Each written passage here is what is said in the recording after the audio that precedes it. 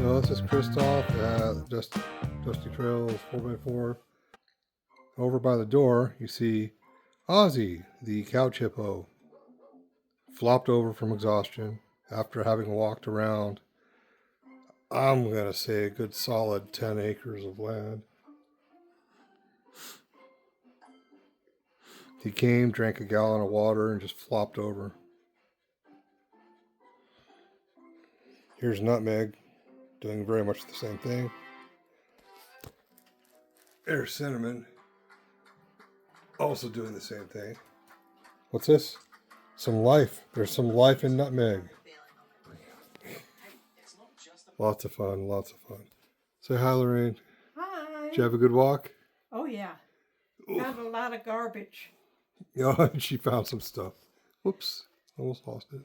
Gotta clean and sterilize. Yeah.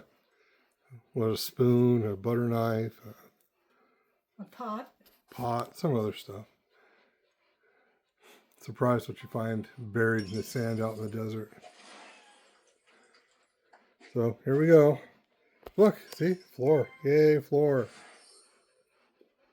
A little spot over here almost killed me right there. I fell through there and bruised my hand and shoulder.